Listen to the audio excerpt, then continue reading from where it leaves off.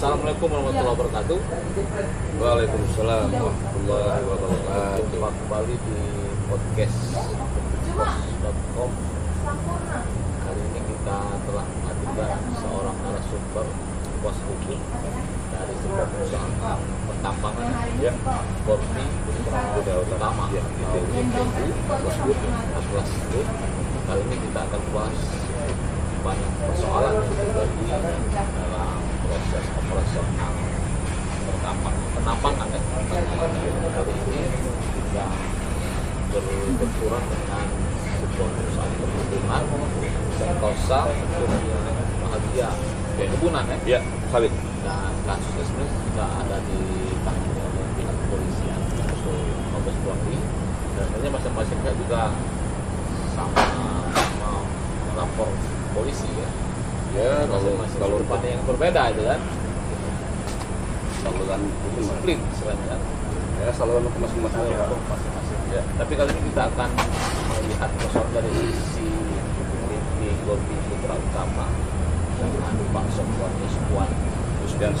Yuspiansa. Beliau ini juga terkenal dengan Iwan Guru kan. Dulu. Sekarang tidak guru lagi Pak. Basic kuliah hukum. Nah, bisa diceritakan sebenarnya persoalan yang ini berawal dari apa?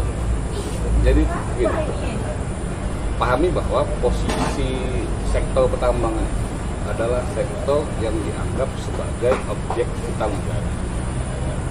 Dalam kategori objek vital maka pertambangan termasuk. Terus kategori utamanya maka dia diprioritaskan. Ini bermula dari tahun 2007. Sebenarnya awalnya nggak ada masalah. 2007 itu posisi Bupati Musirawas itu mengeluarkan izin namanya izin usaha tambangan itu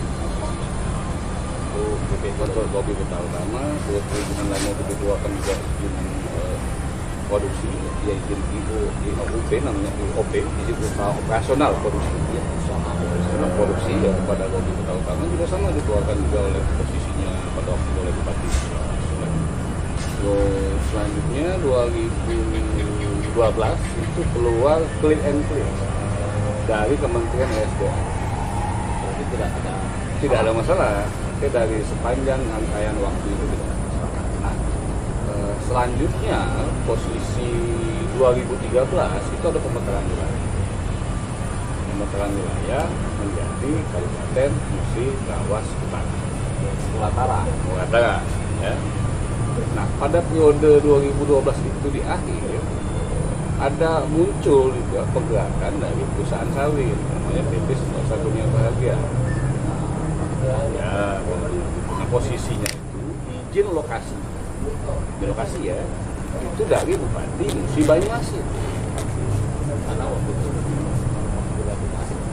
Oh enggak, beda posisinya. Ini soal perbuatan Sakosuban beda lagi kan. Sakosuban seperti itu juga Musirawas soal blok migas. Sakosuban kan sudah jadi milik Bupati. Di luar itu tidak, itu tetap dari dulu milik Musirawas. Ketika pemetaran itu menjadi mutlak di Kabupaten Musirawas Utara. Nah, karena dia di perbatasan posisi, ya kan? Ada, ya mohon maaf kalau versi kami si SKB mencampur. Kenapa? Karena dari 2009 PT Korpi Putra Utama sudah melakukan pembebasan lahan dan ada ganti rugi pada masyarakat 2009, 2010, 2011 dan seterusnya itu melakukan pembebasan lahan. Bahkan di 2012 itu setelah clean and clear sudah melakukan produksi tambang aktif. Nah, mungkin di sudah melakukan kegiatan tambang oleh PT tadi SKB tadi ya posisinya memang sudah muncul di situ sebenarnya di ujung di sana. Tidak, berbeda dong. Karena sudah lebih dulu PT Korpi Putra Utama berada di Kabupaten Musirawas. Jadi dulu Pak Musirawas desanya itu desa Beringin Makmur juga. Kecamatan Gawas itu Musirawas. Tidak ada kaitan dengan Mugat. Ketika jadi Mugataya tetap desanya nggak berubah, desa Beringin Makmur juga. Kecamatan Gawas ini. lalu kita jalan tambang. Operasional tambang jalan. Nah, polemik itu kan karena tahu-tahu dengan cuma izin maaf ini presiden izinnya dari Muba masuk ke wilayah Madura. Nah, polemik itu saling lapor udah dari dulu. Selanjutnya 2014 keluar Permendagri nomor 14 ya. Undang-undang dulu keluar 2013 terkait soal pembentukan daerah baru. 2014 keluar Permendagri nomor 5. Nah, 3 bulan nggak jauh dari sana keluar lagi Permendagri tujuan sama tahun 2014 tentang perubahan Permendagri nomor 50 tentang tapal batas Kabupaten Musirawas Utara dengan Kabupaten Musi Banyuasin. Iya, bukan, dan itu clear lagi, artinya clear. Memang polemiknya di 50. Clear 76 itu posisinya sudah mutlak itu wilayah sesuai dengan IUP-nya, UOP-nya, CNC-nya semua berada di wilayah Kabupaten Musi Utara. Dengan keluarnya Permendagri 76 tahun 2014 ya, tentang perubahan Permendagri nomor 50. Jadi nggak ada istilah Permendagri 50 berlaku. Karena dengan aturan Permendagri baru yang keluar, dia menganulir, menyempurnakan dari Permendagri 50. Ya. Itu masih wilayah Kaltara. Kaltara. Nah, setelah itu ada upaya hukum di judicial review terhadap Permendagri 76 tahun 2014. Pertama itu dari BTS melakukan ditolak, Pemkab Muba melakukan itu juga ditolak, Bapak Haji Ali Mali juga sebagai pemilik melakukan judicial review ditolak. Ketiga-tiganya ditolak. Setelah itu tidak ada upaya hukum lagi. Artinya inkrah terkait tapal batas itu jelas wilayahnya adalah wilayah Kabupaten Musirawas Utara dan mutlak itu jelas posisi wilayah ya kan perizinan yang ada milik PT Gobi Tugal. Kalau secara formal berarti sudah ikhlas selesai, tapi dalam di lapangan bagaimana bisa terjadi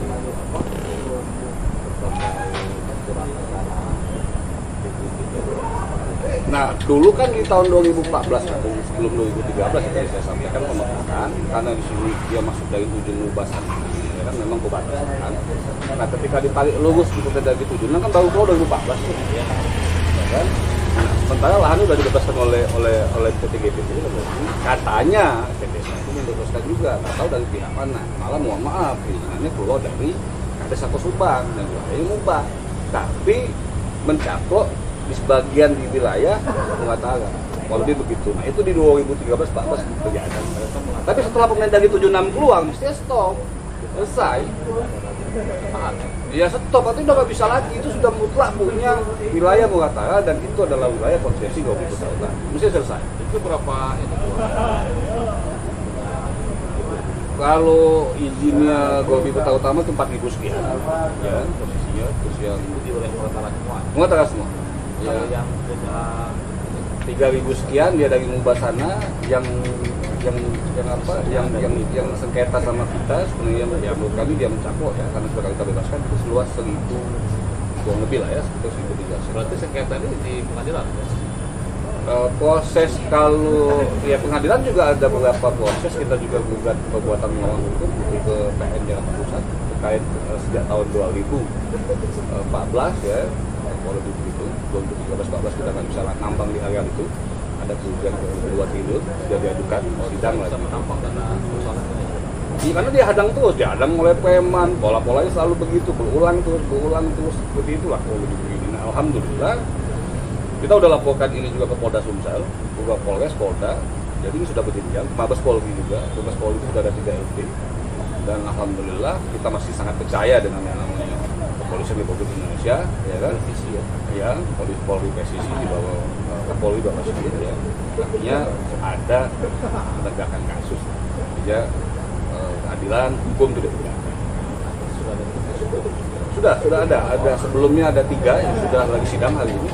Dia pelaku menghalang-halangi kegiatan tambang. 2 lagi sudah ditahan di Mabes Polri kemarin, itu lagi diperiksa dalam waktu dekat mungkin segera disidangkan.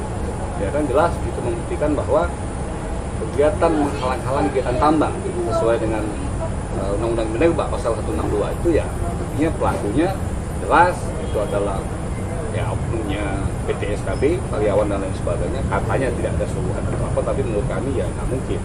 karena ini bicara soal orang kerja di perusahaan.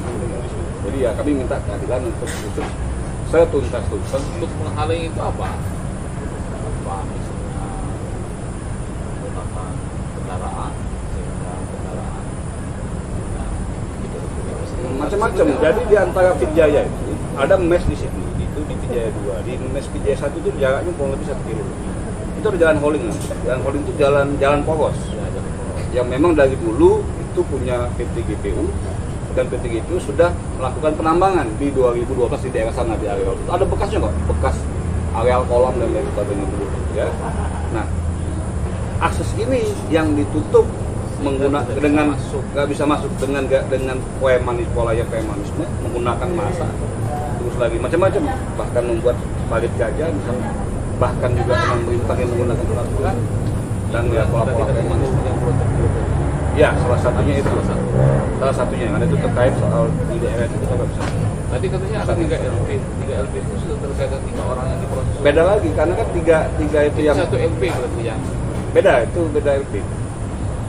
Beda LP. Karena LP yang itu LP yang pertama. LP yang kedua itu ya kita juga mohon maaf, kita keadilan juga terkait LP itu ya. Karena itu kan arealnya jelas.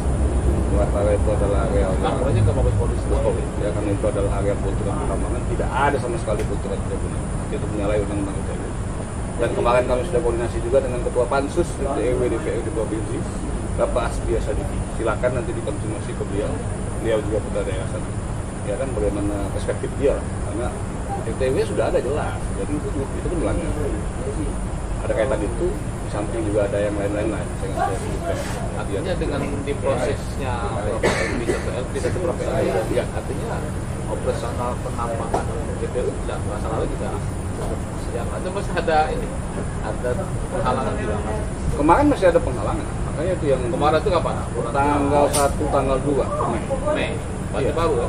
Jadi dulu sempat melakukan nambang di, jadi begini yang harus dipahami. Setiap tahun, Gobi Putra Utama ini ada EKAB ini. EKAB itu rencana kerja yang bertanggung jawab kepada negara. Dia harus produksi. Karena dari produksi itu sebelum dia dapat EKAB kan ada jamrek, jaminan, evaluasi, disetorkan. Sekian persennya ada pajak ke negara. Karena kan prioritas itu kan negara akan dapat penghasilan. Jadi mandat undang-undang jelas.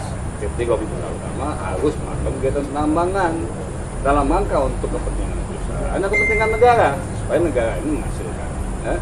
Di bulan 9 September tepatnya 2023 itu di tanggal 345 itu sudah melakukan proses RKB.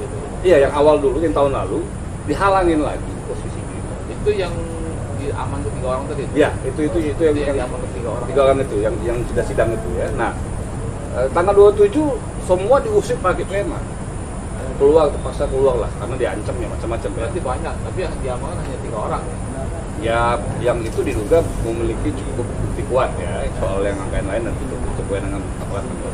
Nah, di tanggal 27 September akhirnya dengan sangat terpaksa tim operasionnya Gobi Putra Utama ya demi untuk menyelamatkan diri keluar karena terancam.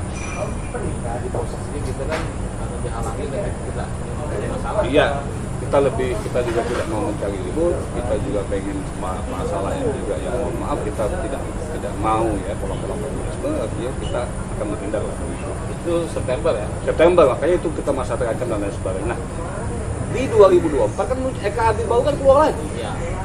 2024 ya? 2024 dilakukan lagi dari awal. Lokasinya berbeda ya?